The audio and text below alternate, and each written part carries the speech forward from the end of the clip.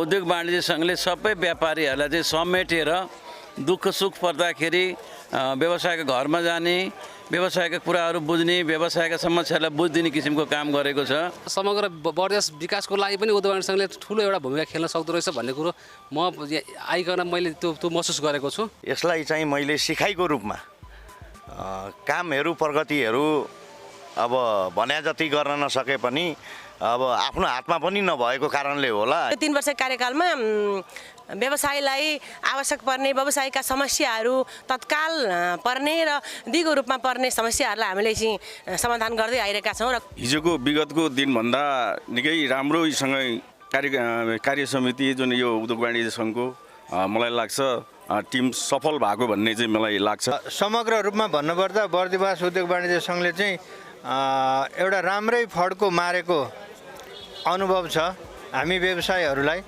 अब अलिकति बौद्धिक व्यक्तिहरूलाई अब आउने इलेक्सनमा साथीहरूले ल्याएको खण्डमा केही व्यवसायमा व्यापारीप्रति उत्तरदायी काम गर्न सक्छन्, जसले गर्दा व्यवसायहरूको प्रगति हुनसक्छ। यो जुन भवनहरू अहिले बनिरहेको छ हाम्रै पालामा यो जुन अहिले डेकोरेसनहरू भइरहेछ होइन, यो हामी सहयोग यही व्यापारीसँग सहयोगहरू जुटाएर हामीले गरेका छौँ। 3 वर्ष कार्यकाललाई हेर्दाखेरि आज हामी सफल भएकै जस्तो लाग्छ मलाई चाहिँ। हामीले व्यापारीको उत्थान, व्यापारीको हित, व्यापारीको सोच, व्यापारीलाई हुने तालिमदेखिको विभिन्न क्रियाकलापहरू गर्न हामी असक्षम भयौँ होइन। बर्दिवासमा धेरै व्यवसायीहरू छन्, उद्योग कल कारखाना ठुला ठेलादेखि होइन महलसम्मका व्यापारीहरू छन्, यहाँ सुनदेखिको नुनसम्म पाइने व्यापारीहरू छन्। तर ती सबै व्यापारी बिचमा हामी जाँदाखेरि उनीहरूले एउटै चिज मात्रै भन्छन्, हाम्रो सटर बन्द हुने अवस्था भइरहेको छ। किन उद्योग वाणिज्य बर्दिवासमा यति धेरै राजनीति भइरहेको छ? विगतको काम गर्ने जो व्यक्तिहरू थियो र अहिलेको जो कार्यपालिका कार्य सदस्यहरूको टिमहरू चाहिँ धेरै राम्रो थियो र उहाँहरूले धेरै नै राम्रो काम गर्नुभएको छ। र यहाँ अक्षय कोषदेखि लिएर पहिला अक्षय कोष थिएन, त्यो अक्षय कोषदेखि लिएर हालसम्मको धेरै कुराहरू पनि परिवर्तन भएको छ, जसमा मुख्य विषय भनेको अक्षय कोष चाहिँ त्यो भयो। अर्को कुरा चाहिँ यहाँ भवनको निर्माणको सम्बन्धमा भयो।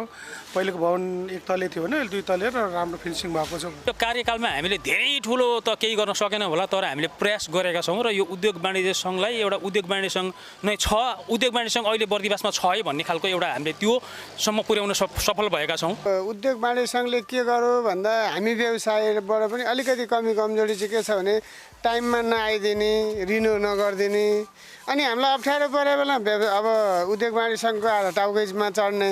तर हामी अरू बेला पनि के गर्दैछ कस्तो गर्दैछ भने हामीले पनि निगरानी राख्नुपर्ने चाहिँ हो।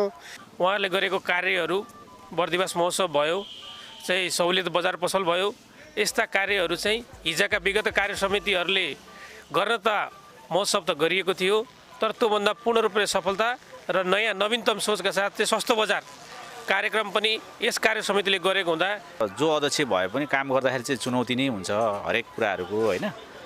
चुनौतीका माझ पनि बर्दिवास उद्योग वाणिज्य सङ्घले धेरै कामहरू बर्दिवासका उद्योग व्यवसायीहरू लगायत यहाँका आम व्यक्तिहरूलाई काम गरेको छ। यहाँका उद्योग व्यवसायीहरूले, यहाँका आम उपभोक्ताहरूले चाहिँ एकदमै सफल कार्यकाल भएको भन्ने कुराहरू हामीलाई व्यक्त गर्नुभएको छ। बर्दिवास उद्योग वाणिज्य सङ्घको 15 सत्रको अवसर पारेर यस संस्थाको 3 वर्षे कार्यकाललाई तपाईले कसरी हेर्नु भएको छ भन्ने हाम्रो प्रश्नमा यसै संस्थाका पदाधिकारी तथा स्थानीय व्यवसायीहरूको जवाफ जस्ताको त्यस्तै।